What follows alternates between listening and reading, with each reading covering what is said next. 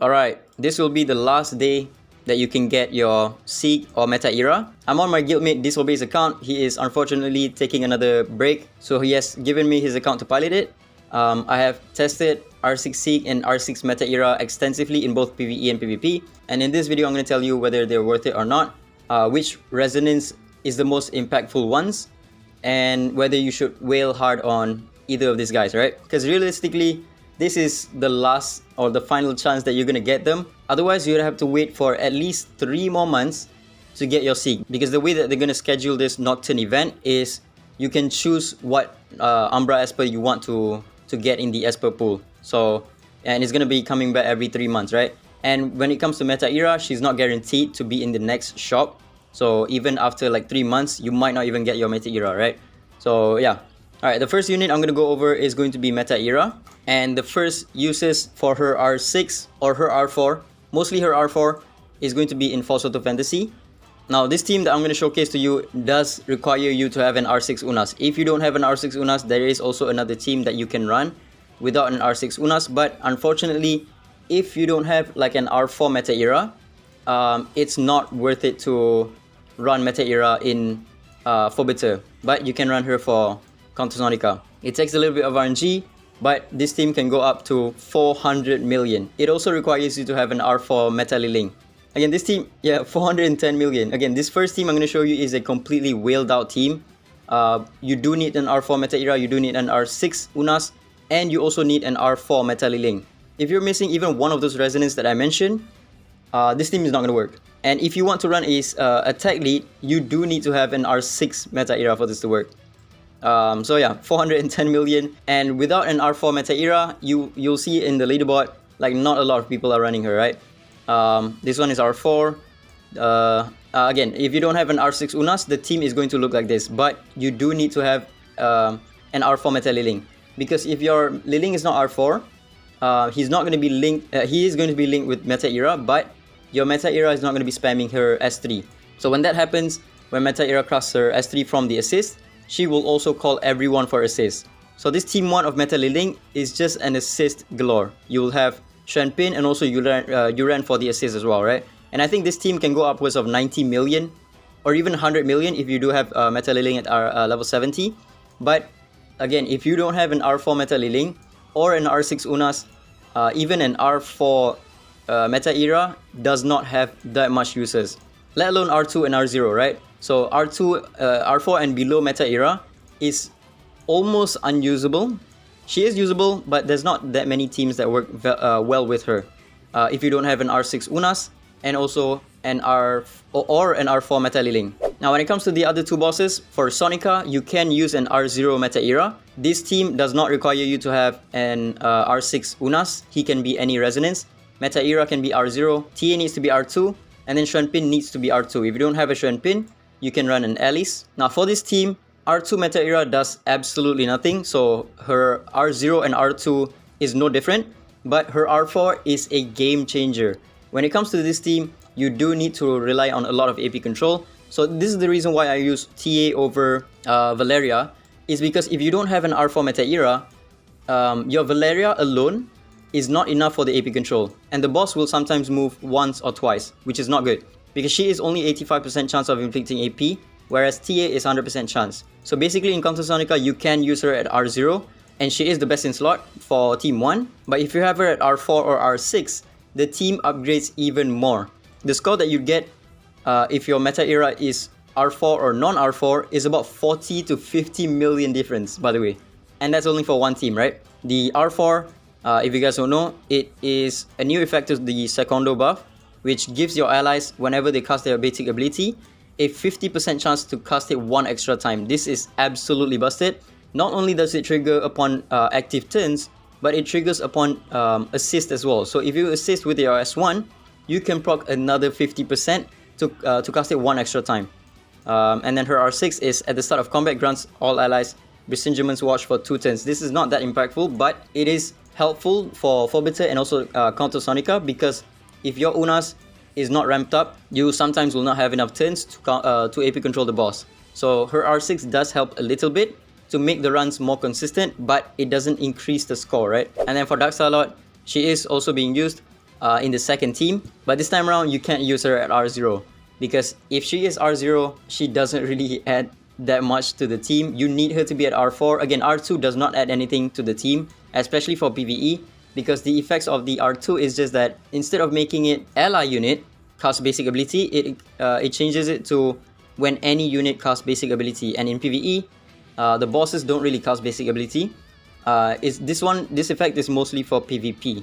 In Desolate, you can only really run her in this team and at R4. Again, R6 makes it more secure, makes it less RNG. If your Unas isn't built up, then you'll gain the AP from the Bersingerman's Wash so that it can help build up your Unas faster.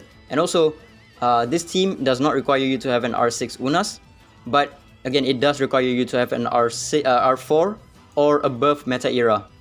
You don't need to run Shenpin in this team. You can also run Daji. Daji also works, but she needs to be R6. But if you do have an R2 Shenpin, she works just fine.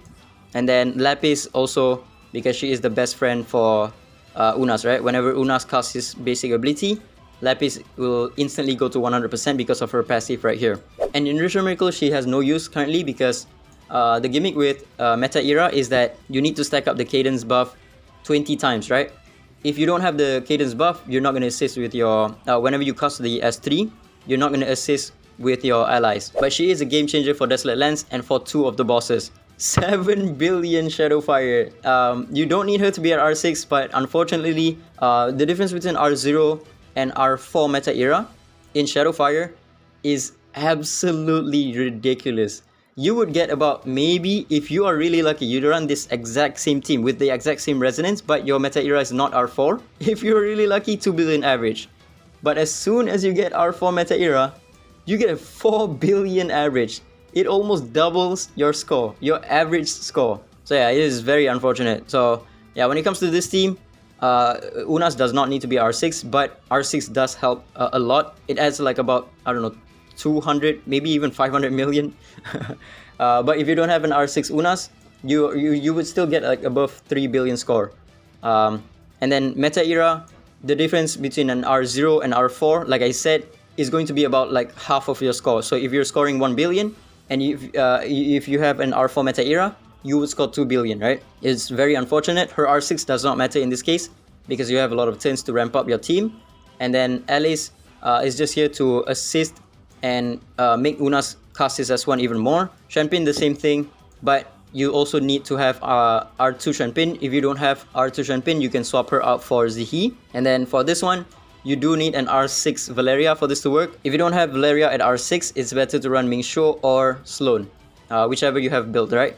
And then your Lu Sheng just needs to exist. He does not need any of the resonance. It is very unfortunate, but you can still run an R0 Meta EIRA, and this still would be the best team that you can run. And then for Shadow Glow, when it comes to Meta EIRA, R4 and R0, what it does is it makes it so that your Meta Drew can spam his S1 way more. And what needs to happen in Shadow Glow is you need your Meta Drew to spam his S1 as much as possible to the point that the boss will have 0 defense, right? And if you have an R0 Meta EIRA, sometimes you don't have enough S1 on your Meta Drew. And her R4 does make it so that your Meta Drew can proc the S1 twice, right? So that's the big difference. But an R4 Meta EIRA can also proc Lapis S1 twice during the multiplier phase. Your high score can be 200 million above than an R0 Meta EIRA team with the exact same resonance, right? And when it comes to this team, again, you don't need an R6 Unas for this to work. You can run him at R2 or even R0. That's fine, but again, R6 will add like maybe 200 million in Shadow Glow because of the speed and also damage added to Lapis. And then for Shenpin, she needs to be R2 because if you don't have her at R2, then she's gonna stun one of your units, right? And that's gonna be very bad. Again, you can always just swap her out with Alice, and this should work just fine. Now, if you don't have a Lapis built, or even if you don't have a Meta Drew, what you can do is you can run this. I can just show you in the leaderboard. You can run a Mingxiu team, and this time R4 Meta EIRA makes a very big difference because Mingxiu can spam his S1 as many times as he wants in the multiply phase because of him being Shimmer, right? You don't need to run Meta Drew in this team because Mingxiu already ignores defense with his passive. R0 can net you about 350 to 400 million average with a level 7 teaming show. But if you do have an R4 Meta ERA, I think you can go upwards of like 500 to 600 million with this team. But minus the Meta Drew, right? And you put in Zihi instead. I already made a video on this team. It's kind of similar to this one. But instead of Shen Pin, I think I ran a Alice. No, I did run a Shen Pin. It's this exact same team. Again, this guy is only R1 Meta ERA and he's scoring 374 million average. That's very good. Now when it comes to PvP, her R4 is also pretty game changing. Her R6 not so much because it's only 2 turns of the Brisingament's Watch at the start of combat and you cannot renew it, right? But in PvP, when you run her with Iki, she is very good. Now you can also run Meta ERA with this team. This team does not require you to have an R4 Meta ERA, but this team has a lot of counters to it. You don't really see a lot of players running it, and in the top 100, almost no one runs this team anymore because it's really weak against like Moriyama. It's really weak against like Burst team. Even Sieg can just plow through this team. So most people don't run this team anymore, but you can run an R0 Meta ERA in this type of team, and as long as you can get the cadence buff to 20 stacks, she is going to one-shot most teams. Even Wuyu teams are going to get one-shot from an R0 Meta ERA because she will ignore 100% defense, right? But if you do have her at R4, this team is even better because you can stack up her cadence buff as fast as possible. Again, with this team, you don't really one-shot the enemy team like turn 1. You need Meta ERA to build up her cadence stacks before you can one-shot the enemy team. So it's a very slow build-up team. The better team would be to run Iki. Iki is going to be stealth, and then Meta ERA is going to be invincible for 50 hits.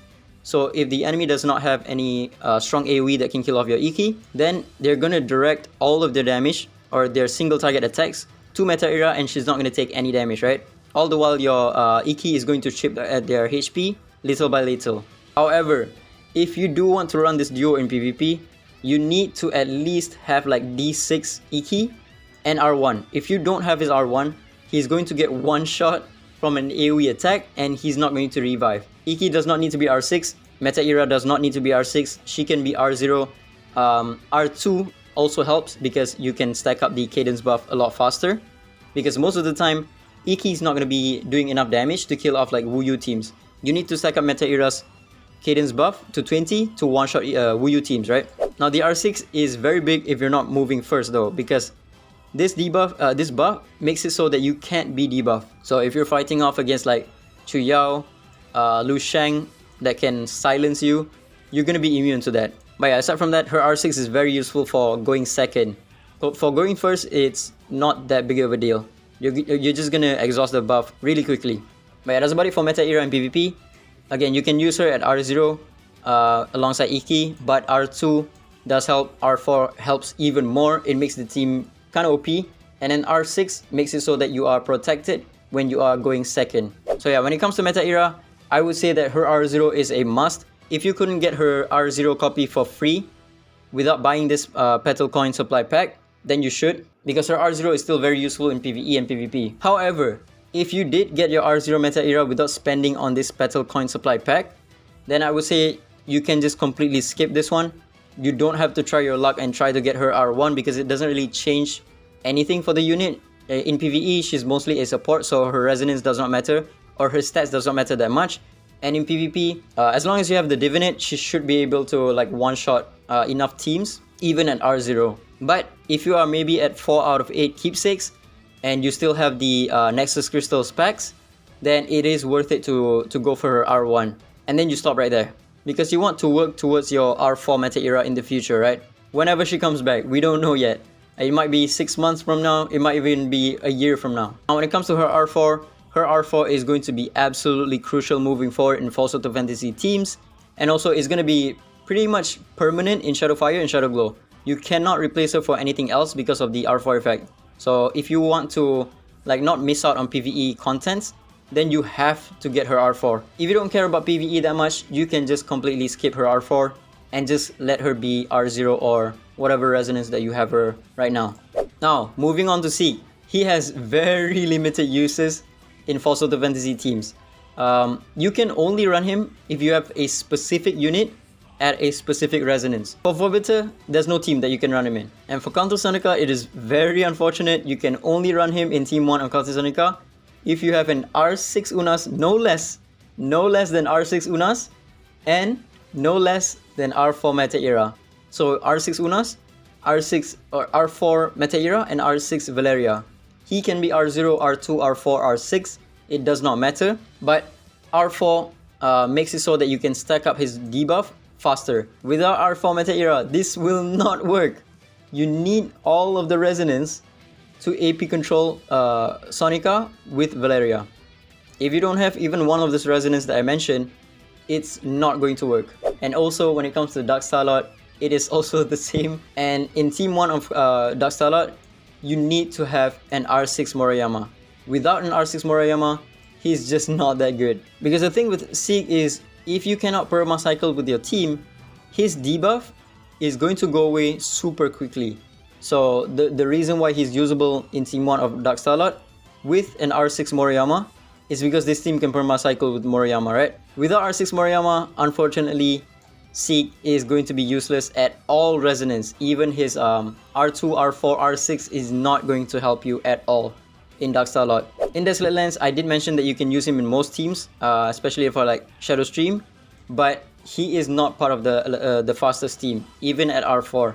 If you go to World Formation, like the teams that are scoring the highest is not even using Sieg, right? However, in Shadow Stream, since there's not a lot of DPS and also not a lot of support, you can run him as one of the support in the team to help you reduce the boss's defense even further, right? Currently, he is the best in slot for Shadow Stream, but his position is going to be removed the first. If we get a better support, he's going to be removed from the team. And when it comes to Shadow Gale, again, he's not the best. You already have a Meta Druid to reduce the boss's defense to 0. And when it comes to Sieg, pretty much only there for the Echo Scar debuff to reduce the boss's defense, right? But when you already have Meta Druid for this content right here, he's going to be pretty much completely useless. His damage is very subpar for the Shadow bosses. And then for Shadow Glow, I don't think anyone runs him in here. Because again, you already have Meta Druid, right? In areas that you can already use Meta Druid, or in Shadow bosses that you can use Meta Druid, you don't really see much use for Sieg right here. He's not really adding much to the team. This is just for uniqueness to get in the leaderboard. And aside from this guy, I don't think anyone uses Sieg. So yeah, it's very limited in Desolate Lens. However, when it comes to Ritual Miracle, he is going to be a must-have moving forward. If you don't have an R2 Sieg, you might as well just quit the game. I'm not even gonna lie. Because your rewards are gonna be tied to leaderboard rankings, right?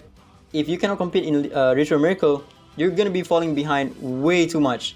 Because Sieg, aside from Chronos, is going to be mandatory for APAP, Fafnir, and Yinglong. So right now, the average is at 3.6 turns and the RNG is not even that high. I think this 3.6 turns I got with like my first run. And you do need an R2 Sieg for this to work. I think someone did like someone did 3.6 with an R2 Sieg. But an R4 Sieg is going to help you with the damage. And the strat for this team, if you're not running Tolan, you need a lot of damage. So an R4 Sieg will help you a lot in that department. But if you are running Tolan, then again, you don't really need to run an R4 Sieg. It does help a lot. But again, you can still run an R2 Sieg and this will still work. When it comes to Fafnir, he also needs to be R2 for you to go lower than 5 turns. I forgot to mention, if he is R0, he is completely and utterly useless. I'm not even joking when I say that. R0 Sieg has no place in the game right now. He's not part of any best teams. You do need him to be at R2 baseline for him to be usable in Ritual Miracle. When it comes to Fafnir, his R4 is going to be a game changer as well. You can get a sub 6 turns Fafnir with an R2 Sieg, but the reason why you need an R4 Sieg for like a consistent run is because you're gonna need the additional damage to break the damage cap. So if you guys don't know, when it comes to Fafnir, it does not matter how strong your DPS is, they will still be subjected to the damage cap that Fafnir has, right? Which is 1 bar of his HP. But in order to bypass that damage cap, you would need to bring extra damage on top of your DPS's damage. So for example, like Seer debuff, Shanpin's buff, and also now with Sieg's debuff as well. Whenever you proc Sieg's Echo Scar debuff, that's gonna do additional damage, and that additional damage will help you break the damage cap that Fafnir has. So without his R4, your team is going to be so inconsistent, it's not even funny. If you just have an R2 Sieg, it's not even worth it to go a sub 16th. While it is possible, it's not worth it to go for it in leaderboard because it's going to take way too many runs. So if you look at the leaderboard right now, anyone that's running him will have him at R4. Again, just to break that damage cap. And also for Yinglong as well, if you have him at R2, you can get a sub 5 turns for Yinglong, but his R4 is just too much. Without his R4, you're going to be doing less damage, but you can still run an R2 Sieg. GLD Sakata did run an R2 Sieg and managed to get a 4.8. So you can still run a non-R4 Sieg and still make him work in Yinglong, right? It's just that the consistency wise is going to be very terrible for you to get the 4.0 average.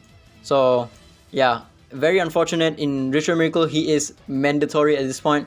When it comes to PvP, unfortunately, his R0, R2 is completely useless. At R0, I don't really need to say much in PvP. He is completely and utterly useless at R0. R2, you only bring him just for the effects of this Dragon Breath. Alright, if you have an R2 Sieg, what you can do is you can run him in the Mingsho team just to make sure that your Mingsho can one-shot the enemy team. That is his only use at R2. That is somewhat consistent. But when you get him to R4, he is now the main DPS of the team, right? I've already showcased to you the team that I ran Unas and Shenpin. And then you can also either run Mingsho as the leader skill, or you can even run Chu Yao. And then your last spot is going to be either a Mavis or a Daji to counter Moriyama, or even an Iki to counter Momo teams, right? So at R4, the biggest difference is now that whenever you proc the Echo Scar damage, which you can proc when your allies do a hit, because at the start of combat he does give the Dragon Breath effect to all of your allies, you will also inflict 1 extra stack of Echo Scar. So with his R4, you can stack up the debuff up to 10, and that's going to be enough damage for you to kill them off. If you cannot stack up the debuff up to 10, you just don't have enough damage to kill off the enemies. For offense team, like if you are attacking the enemy, the R6 is not that big of a deal, because most of the time, if you are going first with Sieg and you're running like a offensive support, you are just going to team wipe the enemy team. But when it comes to a stall team like this one, his R6 is going to be a game changer, because again, if you do have his R4, the debuff on the enemies are just going to stack up all the way to 10, and his R6, whenever you die and the enemies have full Echo Scar, those full Echo Scar will be removed and he will be revived with full HP. This is unlimited, by the way, so you can proc it as many times as you want. And as long as you can get 10 debuffs on the enemy, 10 of the Echo Scar debuff, he's going to be unkillable.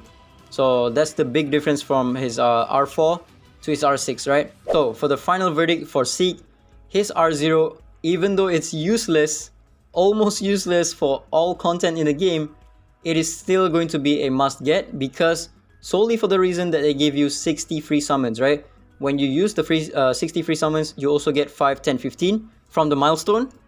So you only need 20 summons, which amounts to about 12,000 crystals. And 12,000 crystals to get you an R0 to build up towards his R4 is going to be a must-have. You should go for his R2 or R4 if you have enough crystals to do so. Even if you are 10,000 crystals short. So do the calculation. Make sure you calculate from hard PT, right? For example, you pulled his R0 with your 75 free summons. So now you need another 100 summons to get his R1, right? So you need at least about 60,000 crystals. If you are short even 10,000 crystals, do not try your luck, because his R1 versus his R0 makes absolutely no difference. He is still going to be as useless as his R1, because he's going to be back in at least 3 more months. The way that they're going to be doing this Nocturne event is you can choose which Umbra you want to get. So if you did get like his R0 from the free copies and you don't have like guaranteed enough to hit the next PT for his R1 or R2 or even R4, then just completely stop. And also, the reason why you don't want to test your luck is because if you fail to get his R1, then all of your summons, literally every single one of your summons, is completely useless, because this PT, as far as I know, does not carry over. And also one more reason as to why you should not test your luck is because of this shop right here. Right now the shop only has Ggez, Sloan, and all the way up to Yukine, right? If you wait for the next rerun of the Nocturne event, there is a good chance, although not 100% chance, that Meta EIRA might be in the shop. And Meta EIRA will be your #1 priority to get for the ripples. But if you are an avid PvE player, his R2 is going to be a must-have. Without it, you cannot compete at all in Industrial Miracle.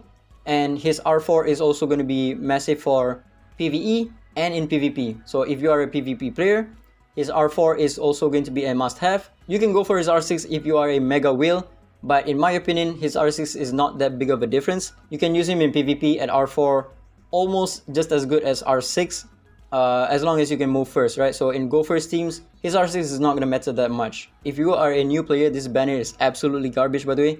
Because if you do your summons, even if you do like 10,000 summons, right? The only unit that you can get is Sieg.